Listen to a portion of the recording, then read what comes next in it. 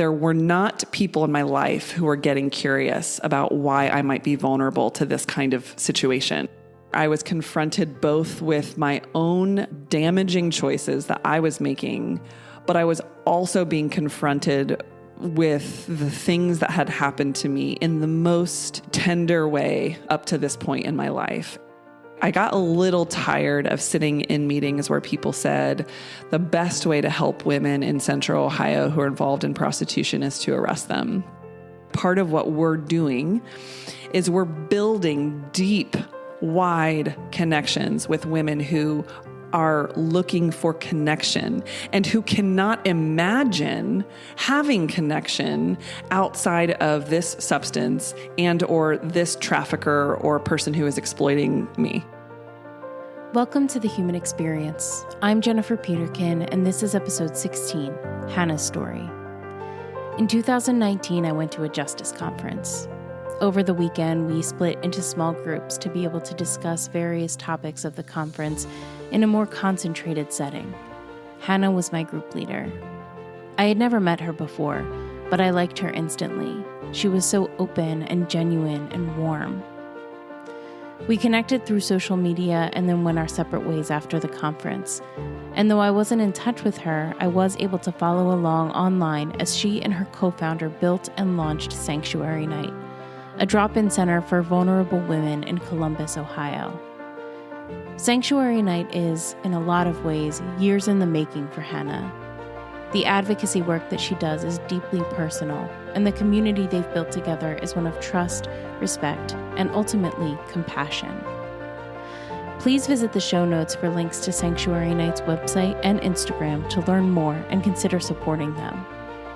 I want to offer a trigger warning before we begin that this episode contains conversations about rape, sexual assault, human trafficking, and substance abuse.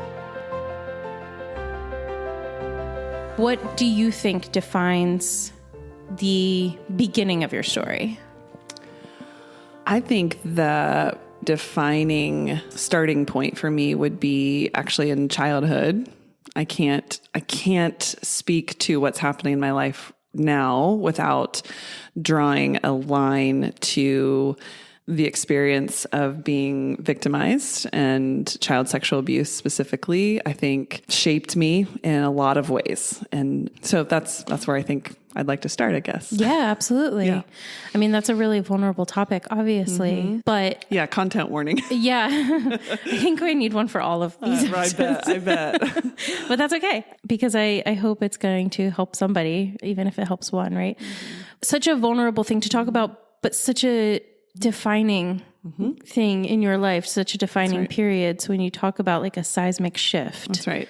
In your life. Yeah. So for me, it started when I was 5 and it lasted throughout my entire elementary school experience. I grew up in a tough neighborhood. And so most of the abuse was doled out by people in our neighborhood, some of whom were around my age, but some of whom were older. I was kind of raised in this sort of sexualized space. I think that's probably the best way to say it. So it went from, just sexual comments to actually being touched and molested. And again, that just happened for years. Now, I think the confusing piece is that I had a lovely, lovely family and home experience. And, we went to church 2 or 3 times a week, and there was a lot of love in my home, but some of what I was experiencing outside of the home was very different. And I didn't know how to talk about it. Yeah. Right. Yeah. And so I remember being quite young the first time I attempted to articulate what had happened. And, again, this is my adult lens looking back, but my sense of things as a child, I think was, oh, this just messed things up for my family. Like, not obviously what they would say or not what they wanted for me to experience, but I just remember upsetting my family members. I remember my brother then sort of going after somebody who hurt me and beating him up. And then my brother got in trouble. And it just was like this is too much. I didn't like the experience of sharing. So I pretty much just shut down as it continued to happen, sharing less and less with people in my life who I think would have protected me or wanted to protect me. They just didn't know how. Absolutely. Yeah. You've almost felt like there were consequences to revealing Correct. what happened. Correct. And that's such a difficult position to be in. There's no not difficult position where that is. That's right. Where that's concerned, but to have this juxtaposition of this really loving and happy home life and what's happening to you outside of that home is so different and so wildly inappropriate and not okay. And I think we like to think of these things as happening in a vacuum and they don't. And so I think that would probably resonate with a lot of people, unfortunately. Yeah, it is. It's sad. It's sad and true. And you know, those things, of course, are not supposed to happen to any child anywhere. And especially given that we just don't have an ability to understand. And, you know, what I understand now is just the way that I was viewing myself and the world at that time. I assumed that there was something wrong with me. You know, so very early on, the story that I began to tell myself is that I am a sexual person, that I am seducing these people because it kept happening from so many individuals that I just felt like I was literally wearing a sign that said like, please touch me, you know? And so I just really owned a sense of brokenness rather than being able to see through my adult lens, like now, the world is a broken place or, you know, other people perpetrating this were broken. I perceived myself as the broken piece of that equation, which I think, you know, I won't jump ahead too far, but I'll just say like, of course, then that comes into play when I think about my vocation to women specifically who have experienced sexual trauma in their lives and have also sort of rehearsed that narrative over and over. I'm broken, you know, et cetera. So the phrase that always comes to my mind is that like I was an 8-year-old temptress. Like that's the sort of label that stuck for me as a child, which any of us, I think, when we talk about 8-year-olds would never use that language, right? No. But that's the experience that I was having. Sure. Yeah. And that's, I think, what's so important about experiences is that they are the 100% truth while they're happening. So you can look back at something and realize that it's not what you thought it was, that's or right. It's completely different through a adult on a healing journey lens. Yeah. But in that moment, that's exactly what it was. That was the truth of what was happening because that was your lived experience. It was. Yes, yeah. It was. So you experienced abuse for a lot of years. Yeah. Why did it stop? What happened? Yeah. So there was a really dramatic shift in the summer between my 5th and 6th grade year. My family moved out of the neighborhood that we were in. And so out of the space where all of this was happening, I also switched schools. So my parents put me into a Christian school starting in middle school.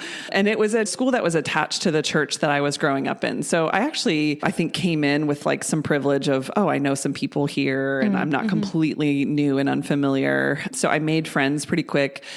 Anyway, the positive of that, of course, is that the abuse stopped. No question. On the downside, I know this might sound confusing to people who haven't experienced this kind of abuse, but I did not know what to do with the fact that that kind of attention was suddenly and abruptly gone.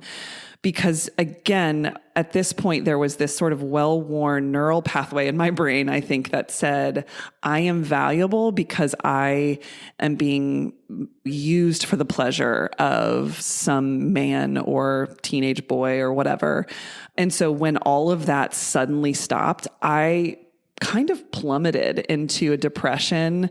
And of course, I was in middle school. So like we have to give that some credit too, because, you know, hormones and things. And so I really struggled with an eating disorder through many of those like middle school, high school years and just vacillating in and out of some depression. And I just did not understand this it was kind of like a cultural shock, honestly. Sure. You know? Yeah. Which again, it's like, I think maybe what people do understand is that we're drawn to what is familiar. So even though this new thing was better, it was unfamiliar to me. Absolutely. Yeah. Well, I feel like so much of your identity at that point is wrapped up in that value system because that's what you knew. That's right. It started at age 5, you said, right? Yeah. I mean, you have 0 memories before that. So that was your entire lived experience. That's right. Yeah, that does make sense in a way that your identity is wrapped up in that. Mm-hmm. And now it's such a drastic shift. It's such a drastic diversion from that prior life. Yeah. And that has to be such a mind game. Yes. And I think for many years, there was a part of me that was trying to get back to that. And again, I think if people don't understand abuse, they might not understand this sort of dynamic because again, it's not like I wanted abuse to happen, but what I wanted was familiarity. I wanted what I knew and what I understood. I wanted predictability. I wanted people to be attracted to me because that was my worth and value.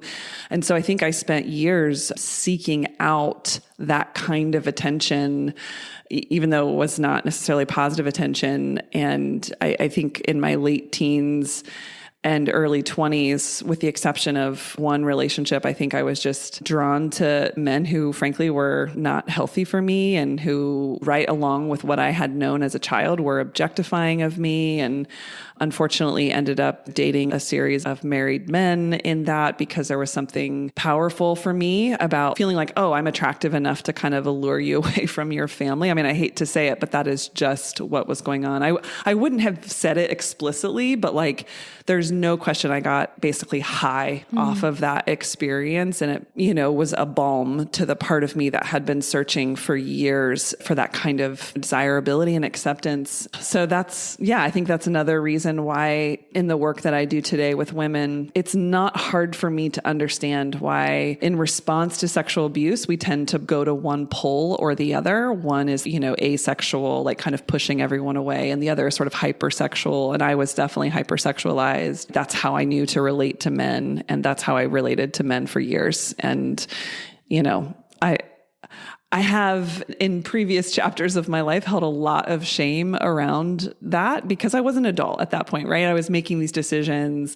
They were consensual decisions, and I regret them obviously tremendously. And those were choices I was making very much in response to what had been done to me that is not my fault, and so that it complicates it, right? Oh, 100%. I think structure is structure no matter how you find it, right? So if you know one thing, that's what you're going to go towards. And we haven't even talked about the fact that operating through a trauma lens is so different than, I don't want to say normal because I don't like that word, but a non-trauma lens, it changes everything about your brain. And you can talk like way more about this than I can, but even knowing that trauma-informed care is so important for anybody that has experienced abuse or assault. So how did you begin to find healing? Yeah, I had some negative experiences first of beginning to disclose the things that I was struggling with as an adult. I was in largely Christian environments. So I went to that Christian school for middle school and high school and then on to college also, where I continued to have this struggle. And when I would risk sharing that, I was often met without that trauma-informed lens, right? There were not people in my life who were getting curious about why I might be vulnerable to this kind of situation. There were instead people who were reading scripture to me. I had a person who said, "You are an adulteress. And if you don't change this, you will cheat on your husband someday." So I had that spoken over me, which was very damaging. And just, I had a lot of that panic because yes, was I making poor choices and hurting people in the process? 100%, but there was no one really handling me with care. There was no like truth in love. It was just either one or the other. It was like truth or acceptance, like the people I was talking with that were sort of cheering me on in that behavior, which also is not helpful, right? So probably not. So anyway, so after all of that, those negative experiences, I then went to grad school to become a counselor. which was kind of the vision I had of my life from the time I was in middle school. I knew that I had a particular gift for listening and sitting with people who were hurting. I knew that there was a thing inside of me that was just sort of hardwired for people on the margins. So I was one of those people lucky enough to know what I wanted to be when I grew up, and I went straight into grad school to get that counseling degree. And I was still actually seeing this man who was now divorced, but he had left his family to be with me. And I discovered in the spring of my first year of grad school that he was cheating on me. And big shock, not so much. And it was so interesting because I was also, at that time, I was going through a trauma course with the chair of our department who specializes in not just trauma, but child sexual abuse trauma. Wow. And so I was in a situation where I was confronted both with my own damaging choices that I was making, but I was also being confronted with the things that had happened to me in the most tender way up to this point in my life. And I had also started going to counseling because if you're going to be a counselor, you should also know what it feels like to sit on the other side of the couch, And for the first time, I had somebody hear my story and got angry, not at me, but on my behalf. And then finally having two best friends, like to this day are my best friends, two women that I was going to school with, to journey alongside me in this experience of discovering this man who's cheating on me and wrestling with my own trauma story. And all of this is happening. And I'm just trying to get through midterms, and write papers. And it was just like I just crashed into, for me, it ended up being crashing into the love of God, because it was just the moment of like, I do not know what has happened throughout my life. I see some good things. I see some really hard things. I am devastated by this experience of being cheated on. It just made me confront the thing that I had my worth hanging on, which was that I was going to be able to attract a man and keep him faithful to me. Turns out I can't do that. So I needed to hinge my value on something else. And what I was met with was a God who heals, who restores, who loves, but importantly, who accepts, who meets me where I'm at, who's not looking at me with a finger pointed at me saying, you're an adulteress. He's looking at me with open arms saying, come to me. Right. So that was my experience. And I think I began a long healing journey from there. Yeah. Yeah. So I want to kind of divert a little bit. This could be a whole other conversation. So my apologies, but it is popping into my head because I think you are in a unique experience being in the church. You're very involved in your church and having grown up the way that you did and having the experience of first trying to seek help through the church and finding it inadequate. And there's a lot that could be said, but my question is, there is such a lack of trauma-informed care in the church. How do we change that? How do we actually approach that? Because there are so many people that will not go outside of their church for counsel. And so much of the church has become inadequate in dealing with trauma. The more we know about trauma, the more we know how important trauma-informed care is. And pastors can't be everything, right? So what does that look like for the church to become a trauma-informed triage center? Is that the responsibility of the church? I mean, I think it's the responsibility of the church for sure. There are a lot of passages in scripture that I'm like, do I believe that? Does that make sense to me? The one that I feel like I know for sure is this notion that God is close to the brokenhearted. It's my experience in my own life. It's also what I feel like I've seen amongst people who have tasted serious suffering. It's just the nearness of God. And I think, how does God get near to the brokenhearted except through, in lots of ways, but certainly through people and through the church. I think that's what we're supposed to do. I don't think that that's actually what's happening, but I think that's, sort of my ideal vision for the church. I actually, at risk of getting too theological, what I'll say, I think certainly has transformed my view here that I didn't necessarily grow up with. was this shift from being viewed as, just a piece of crap sinner, like what I would call worm theology, right? Like I am just a worm in need of a savior. When God looks at me, he can only bear to look at me because he looks through the lens of Jesus covering me, right? Like that kind of notion, which I grew up with and I heard all my life, versus God's gaze on me as one of love. And I am created in the image of God. I am beautiful, right? The image of God theology has probably nestled its way into my brain and heart in a way that's transformed all of it for me. So when I hear people talk about God and God's view of us, if there's not at least a little bit of awe, like when we behold other human beings, I think that we have to have just a little bit of awe and wonder because they are made in the image of God, period, full stop, know?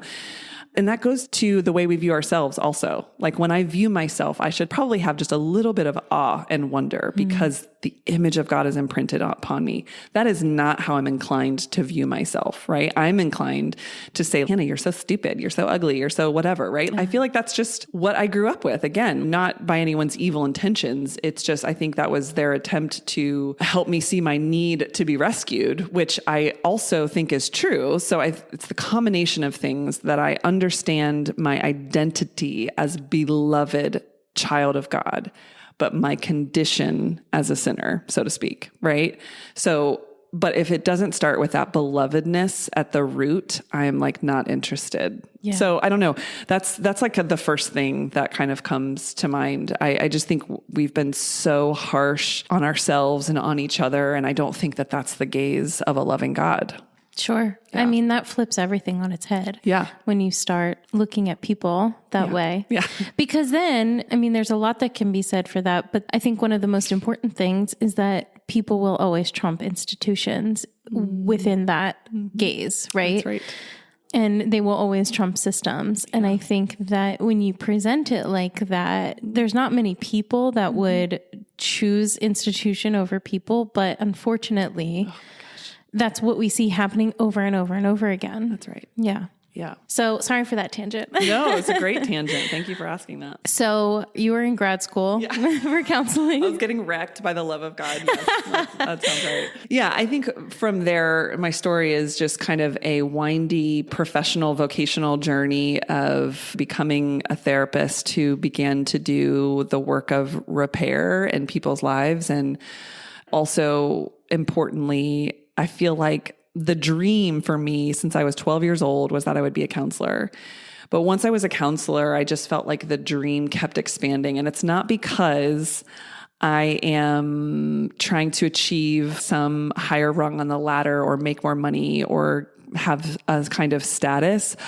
I feel like very slowly just focusing on doing the next right thing, the next thing calls to me. Like it just invites me. And again, I would articulate that as God's invitation to me. So yeah, it went from being a counselor to, being involved in educating and supervising counseling students to providing training and more preventative mental health kinds of workshops for people to here I am doing all this mercy work, but what about justice and what about the systems, and starting to ask those questions and get curious and becoming someone who counsels human trafficking survivors, but then is also quick to sign petitions and approach legislatures about anti-trafficking legislation, and ended up working in the court system, like just this weird sort of hodgepodge of hats that I've worn throughout my career. I took a break in there to be a barista at Starbucks at some point. So yeah.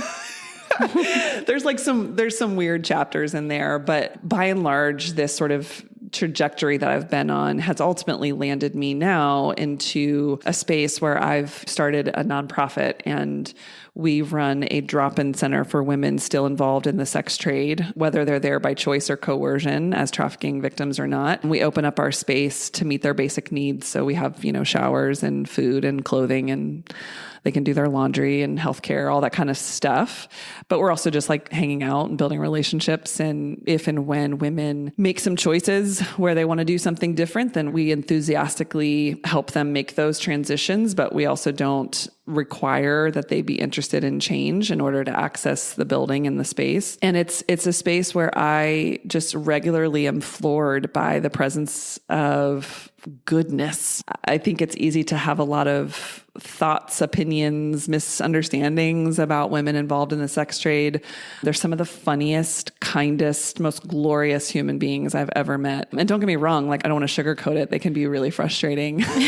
They act like teenagers sometimes, you know, but it's a privilege to be in that space with them. And so that's where I'm at. I should also just maybe, it's not even a fair side note, but it's an important part of my story that does deserve some mention, which is that I ended up marrying my high school sweetheart. Did you? Yes. We broke up for 5.5 years, but we made our way back together, and we've been married almost 14 years. And that journey alone of marrying him, separating from him at one point, reuniting, that has been like a microcosm of just this larger work that has happened in my life, which is learning to have a voice, learning to say what I feel and what I want, learning to be connected but differentiated from other humans. Yeah. So it's a side note, but like I couldn't be doing the work I'm doing now if I hadn't had the transforming experience, I guess, of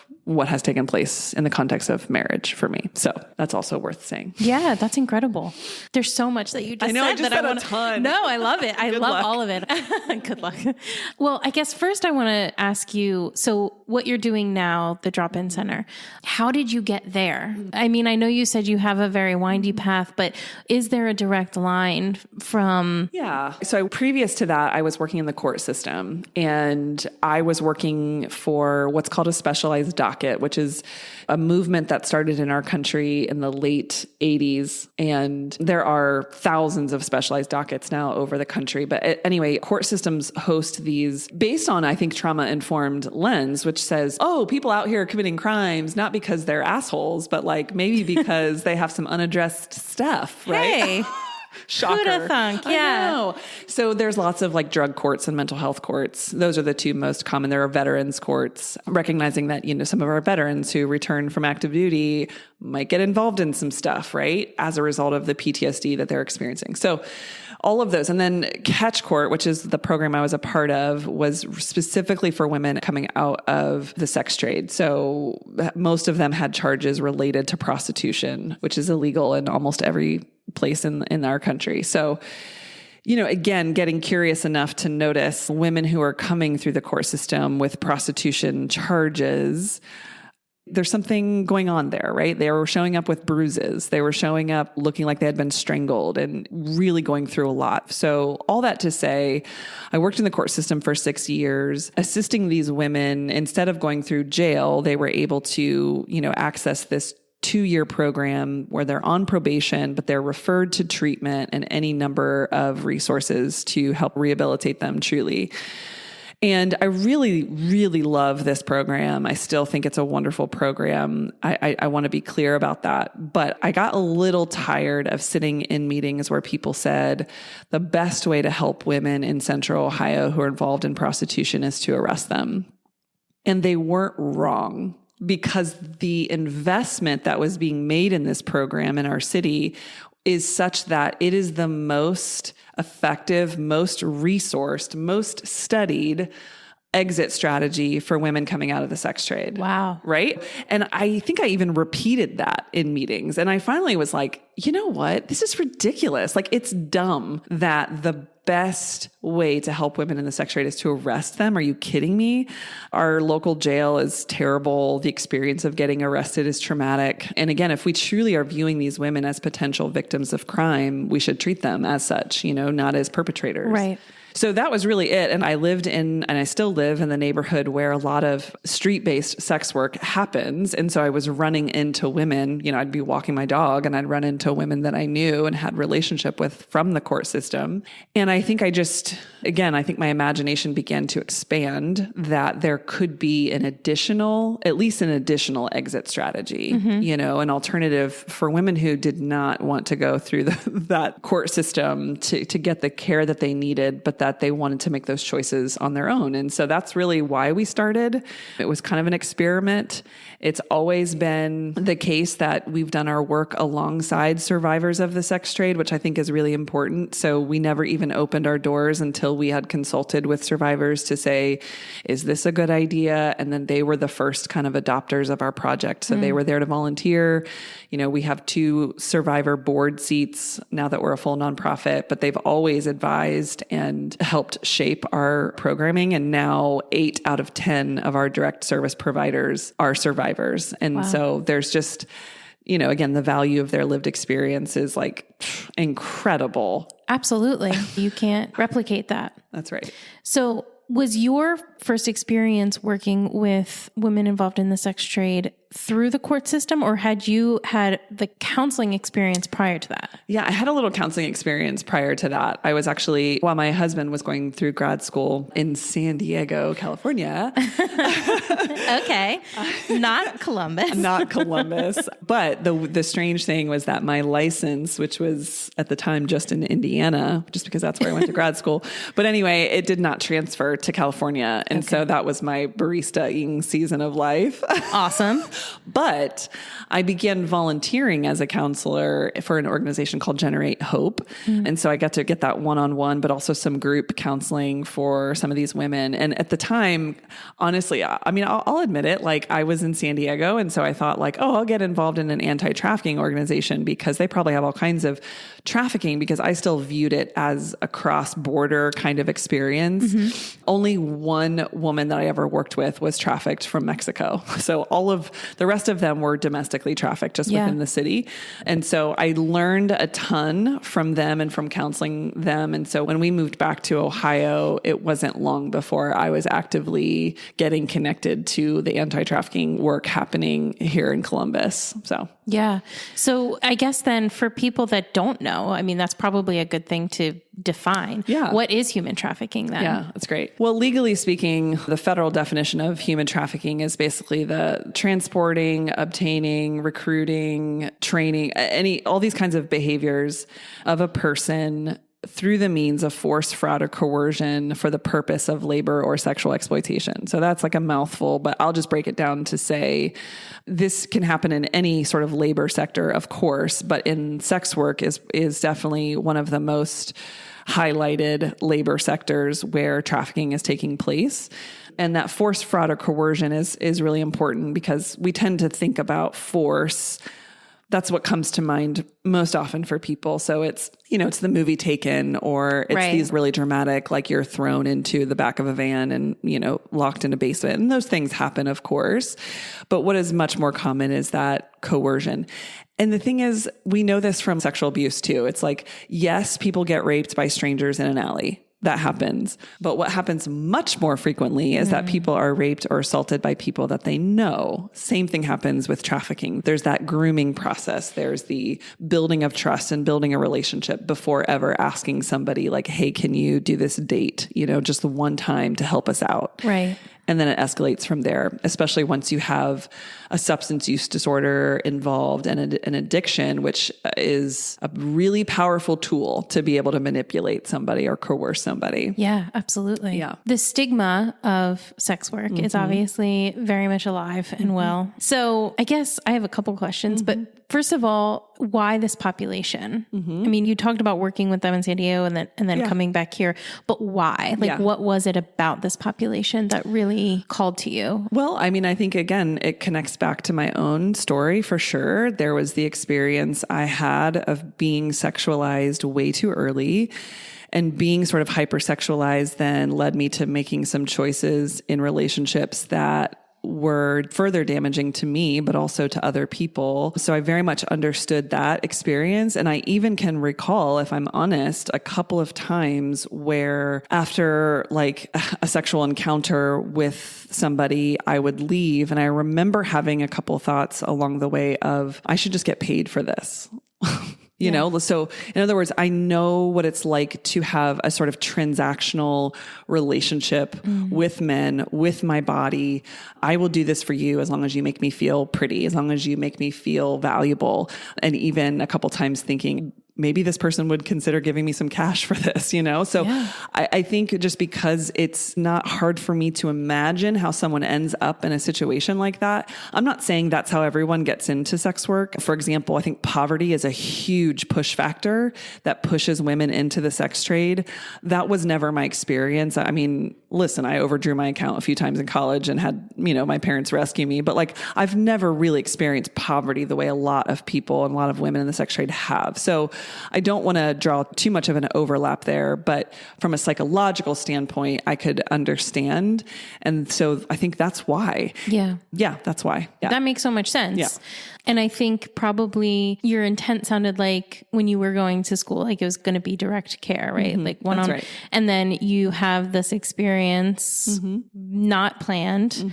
And then you kind of find this population that you're like, wow, this is really something that I can be involved in because I understand. That's right. So having had your experience, having worked so intimately with these women and having worked in the court system, you probably have a very balanced view of things because you really see like every side of it. Yeah. So what are misconceptions? What can we be doing differently around the sex trade and the legality and just everything? And I know that's kind of a vague and big question, so take that however you want, but it's great. Well, I'll go ahead and put my cards on the table. Like I support decriminalization. I do not support legalization because to your point earlier of primarily the stigma around sex work, if it is legalized, then what would happen is people would have those experiences on their resume and then try to find a job, and people who still had a lot of judgment and stigma around that, so those are reasons why legalization is not what sex workers themselves advocate for. Most sex workers are advocating for decriminalization, and I'm happy to join them in that advocacy, which is to say, just stop arresting us, just kind of leave us alone. And that's, I think, what I'd like to see because, again, of just the experience of arrest and being jailed, and for all the reasons, by the way, that I was talking about earlier with my own story of feeling like I'm the problem, I'm the broken one, and there are certainly advocates out there who have kind of gone towards what's called the Nordic model, which is to say, let's prosecute and go after buyers of sex, aka Johns, and let's leave sellers of sex, or typically women, alone. But that also compromises sex workers themselves because the riskier it is for Johns to be arrested, women end up, taking dates with people who are not their regulars, people who they don't trust, people who they're not as confident won't abuse them, So what's happening right now with criminalization, I think my greatest concern around the issue is that women involved in the sex trade are repeatedly, almost constantly being victimized. Because of the vulnerability of the potential for arrest, they're very easy targets. So if someone is a rapist, for example, it's very easy to choose to rape a woman in prostitution because that's not a woman who is going to report you because she herself is afraid of getting arrested. She is not going to be taken seriously, right? And so we also have stories of people like Gary Ridgway and the Green River Killer who literally murdered, dozens of prostitutes because why? Because no one would care about them. No one would find out. They're the missing. And I'm sorry to be a little graphic about it. It's just that I'm a little tired after a decade or more of working with this population of hearing violent crime after violent crime being done against these women, and they don't get justice. They don't get to report these things, all because they're afraid of being arrested themselves. And I think I think that's a crime. Yeah. Yeah. Oh, absolutely. Yeah. Oh gosh. Yeah. Take a minute. No, I'm just like every response that's coming to my head just feels so inadequate because it's devastating. It's horrifying. It is. And going back to your earlier point of seeing the image of God in every person, how do you, I'm going to switch this to you for a second, but how do you survive doing this and for so long? Because I feel like this is kind of a place where people can't do this for very long in advocacy work. Correct. Yeah, there's one study from the UK that suggests people are usually doing anti-trafficking work for like 2 to 5 years and then they burn out. Yeah. So that's just kind of interesting to know that. But I mean, I think a couple things come to mind. One is that I do see a tremendous amount of beauty in the work that I do. And I see a lot of hope. And for every harsh, violent story I have in my brain, I also hold an incredible picture of transformation or of just kindness or of generosity among these women. I think, again, the fact that I get to work every day with 8 survivors who have come out of this situation and are now embodying that hope just by being present in our space, but then go the extra mile all the time for these women and just love them so well. I mean, my tank, so to speak, gets filled up every day by getting to work with them, like unquestionably. But also, it should be said that I am a trauma therapist first. And so part of what that means for me is I'm pretty good at knowing my own reactions and my own red flags. I know when thoughts about clients have trickled into intrusive thoughts, and I need to go see my own therapist, and I need to do maybe some EMDR or some kind of intervention on secondary trauma that happens. So a couple times over the years, that has been very helpful for me when it gets to that point. That's sort of like the what to do once you're there, but even to prevent some of that, I mean, I think the Sanctuary Night staff would tell you, like, I'm pretty rigid about my weekends, my boundaries. I'm happy to work every day of the week except Saturday. Like my work phone goes off. I need y'all to leave me alone. And it's not just the work boundaries. It's also just having rhythms of caring for bodies, souls, minds, all of it. I have lots of self-care practices in place. Yeah, I imagine. And obviously there's this piece of, well, these women are living it and somebody needs to be there, right? Like somebody has to show up. But someone working in advocacy has this unique experience of working with them, but also having to come up against all of the bureaucracy and all of the legality. There has to be a lot of moments where you just feel stuck. How do you find hope when you are constantly running up against these barriers that just don't seem to be moving? Yeah. I think this is where, again, my training and my experience are super helpful to me, because I'm not a person who's been in the justice arena for decades. I've been in the mercy arena, and I think when justice is not happening, the thing that comforts me is these little acts of mercy. It's the throwing the thing back in the ocean, the starfish or whatever, right? Hey, yeah, I love it. It's just real. I mean, it's like I'm downstream and I'm working hard, and when the upstream things are not being solved, I'm just grateful that this person in front of me has been rescued from this river, so to speak. So yeah, I feel like I'm probably just repeating myself, but it's just the day-to-day signals of hope, that kind of keep me going. And again, I think that's part of the value of having done mercy work for so long is like, that's where I see transformation happening as one life at a time versus like, why aren't these legislatures doing better? Right, right. That's so beautiful. And I imagine really takes a conscious and concentrated effort, but it pays off clearly. And so when you're so focused on what's right in front of you instead of the zoomed out bird's eye view, you are allowed to kind of find joy in your circumstance. Yes. Yeah. Well said. We haven't really talked in detail about the drop-in center. So I would love to hear how it's going, what it's doing, what's happening, because I think it's a really fabulous model and not something that I've heard of very often, if at all. So I'd just love to hear more about it. Thank you so much. We started in a building that was owned by another organization working in our neighborhood, but they had a building like right on the track, so to speak. So women were walking by this building all the time. And we approached the CEO of that organization and basically just said like, hey, can we borrow this space for one night a week and just see if it's helpful? And so they agreed to a 3-month pilot program. So we would open up our doors every Monday night. We would have, a meal and coffee and clothing and hygiene items. But it was just one room basically that had 2 bathrooms and like half of a kitchen. So it was, we did the best we could, but we ended up being there for 5 years. So 3 months turned into 5 years. Wow. And in that time, we were in there on holidays and we were holding birthday parties for these women. And we were holding vigils when our street sisters would pass away. And we would just have craft nights and dress up nights and dance nights and just chill vibes kind of nights. Then one of their favorite things turns out is playing bingo. So like we would have bingo like pretty regularly. So we loved doing that. We noticed our own joy, to your point earlier. And we also noticed that these women were really receptive and really experiencing something beautiful in our space. And so when that started, I was still working for the court, but it was a couple years into it that I was like, oh man, I think we should do this full time.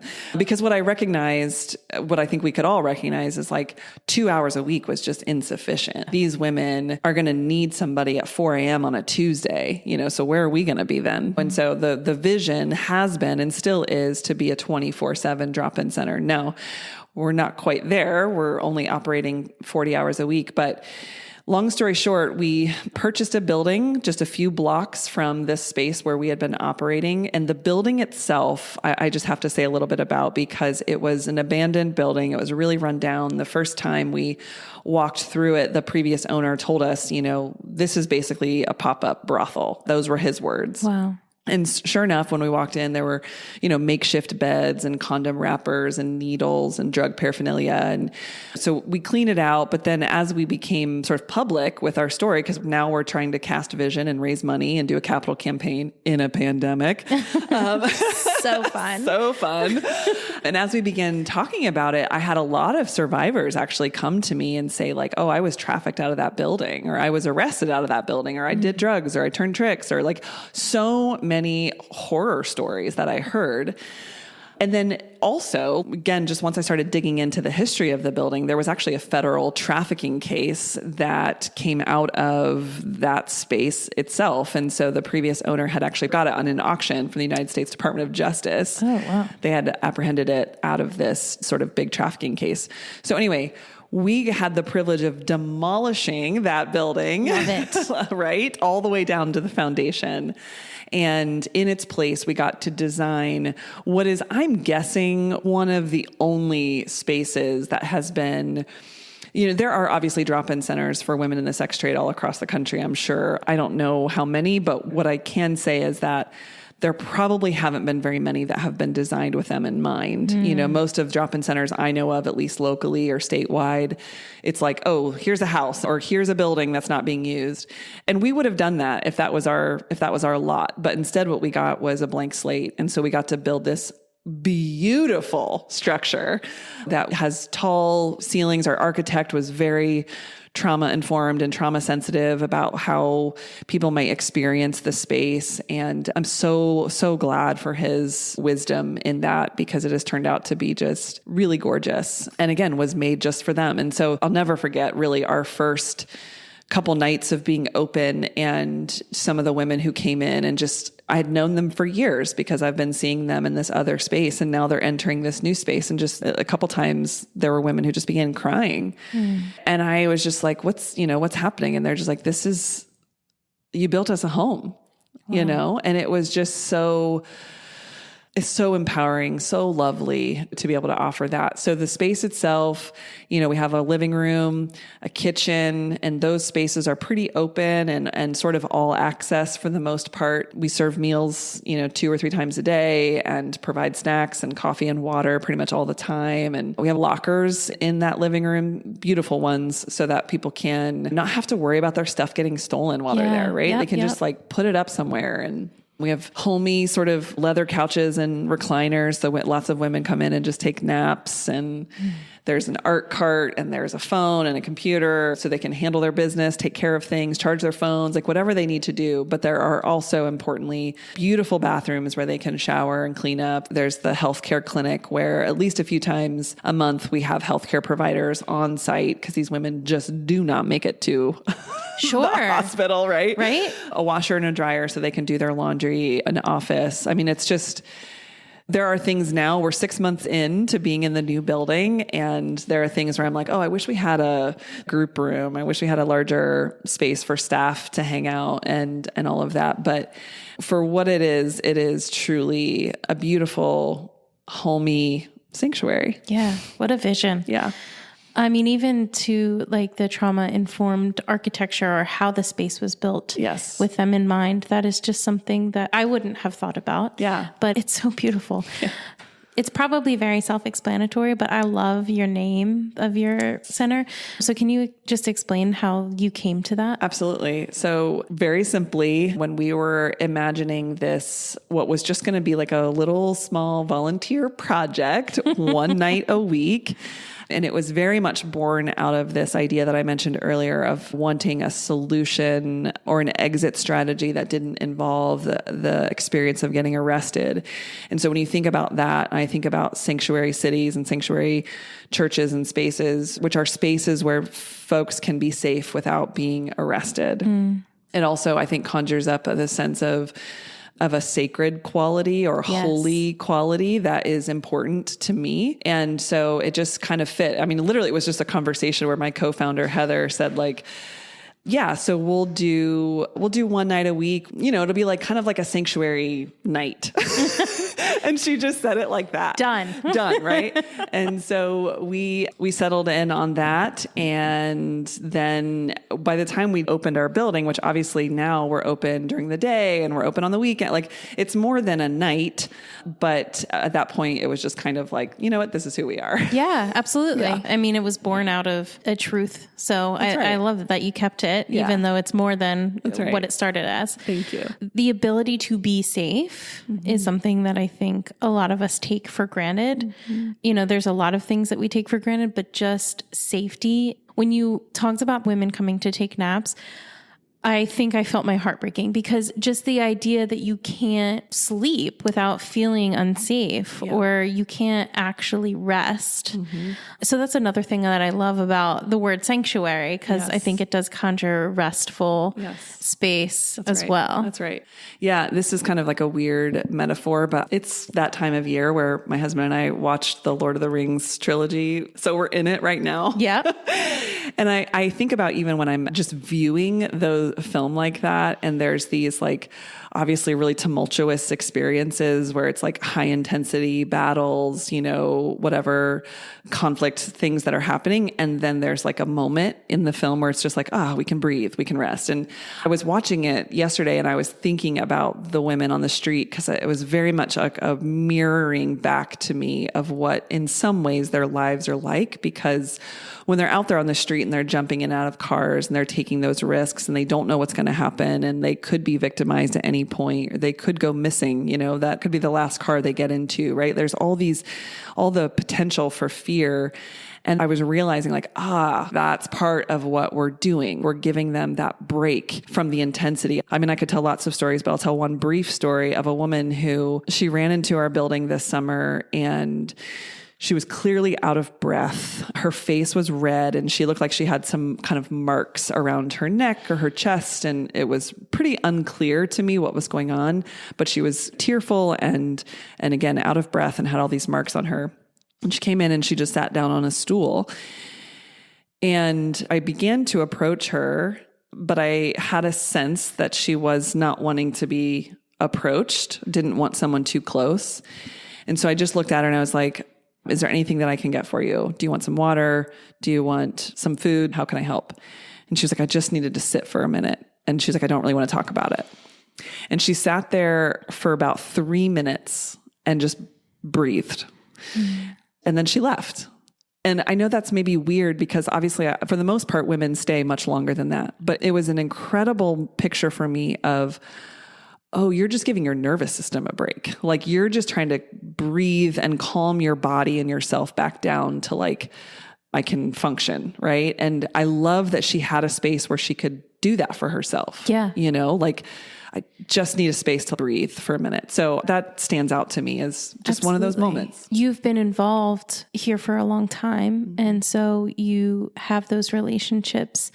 And again, this is kind of an obvious question, but how important is that to women who are constantly living in survival mode, who probably don't offer trust very often, to view this space as one that they can actually come and know that they are safe? That's right.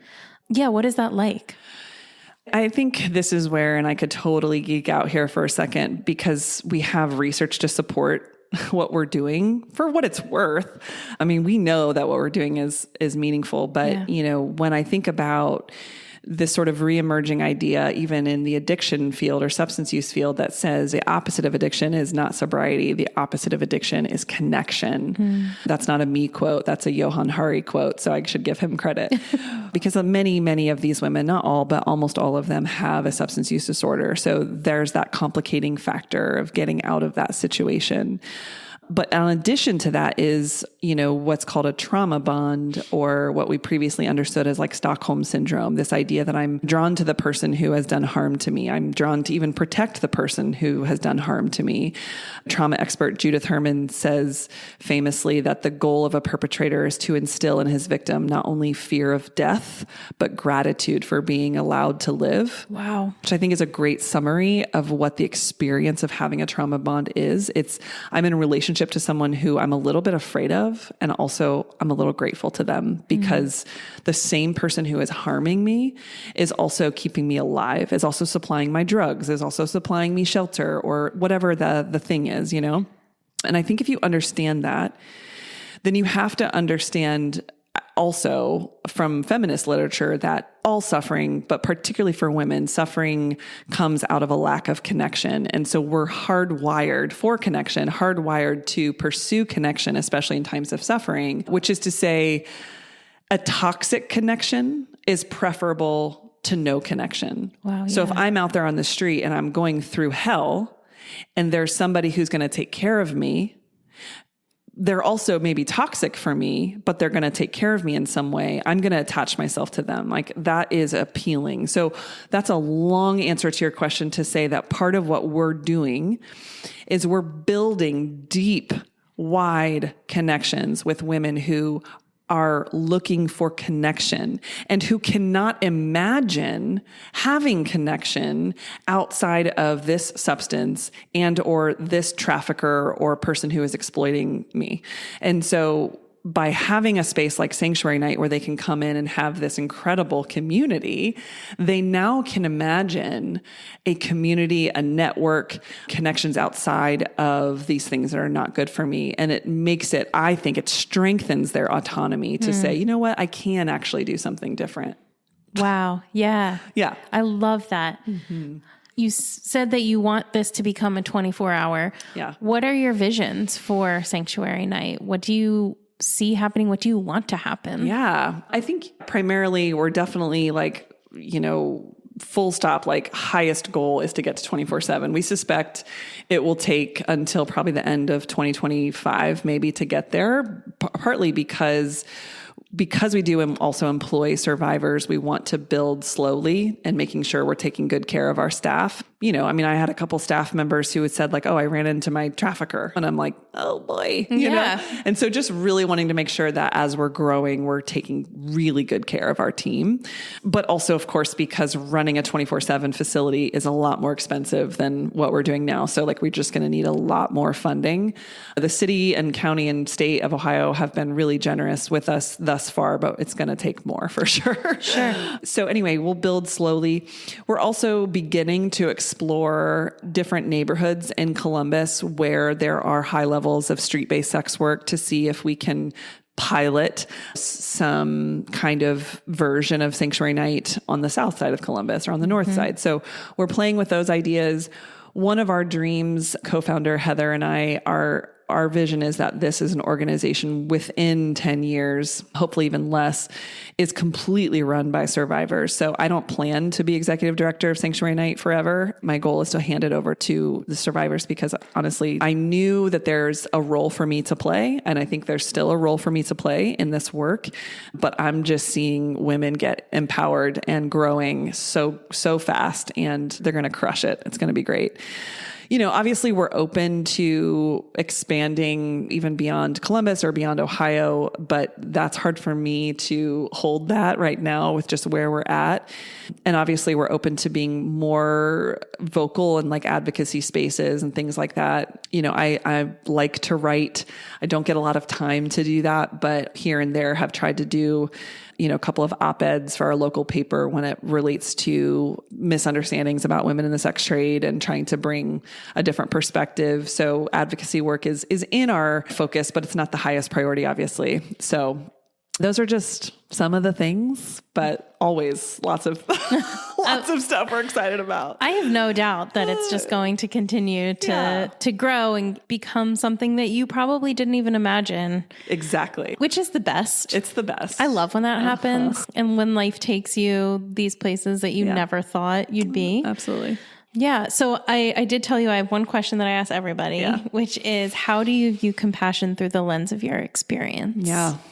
I guess I think of what compassion means, this idea of like suffering with, which I think is a really important part of that word, because compassion is proximate. It is alongside people who suffer. I don't think compassion looks like feeling sorry for people on the other side of the world who are suffering. That might be something else. I don't think necessarily that's compassion. I think compassion gets skin on it when it's close, when I'm next to somebody who's going through it. But I think, as we talked about earlier, I've had some people who lacked compassion, but I was transformed in a positive way by people who did demonstrate compassion to me. And so I think it's a matter of, once you've really experienced and tasted that, it's not that hard to know, oh, that's how I show up for people, and that's how I want to do that. And so that's part of why we, for example, hold the vigils, because we're not just here to celebrate. We are here to celebrate the wins when they happen, but we're also here to bear witness to the parts that are really hard. And we're committed to all of that, seeing the joys and seeing the sorrows and holding those in tension sort of constantly. I feel like I'm just babbling, but that's a little bit of what comes to mind. I'm soaking it all in, so I love it. I'm like, yes. Okay. I really do love the idea of bearing witness being a part of compassion. Absolutely. I think that's something that we don't talk about, and I think is so important because we're very much focused on fixing, right? And there are things that you can't fix. That's right. And so a lot of times what we tend to do is just bow out. Like, I'm done. I can't do anything about it. So like, I'm not going to spend my emotional energy here. That's right. And there is something so divine in just showing up and continuing to show up even when that's all you're doing. Yeah, agreed.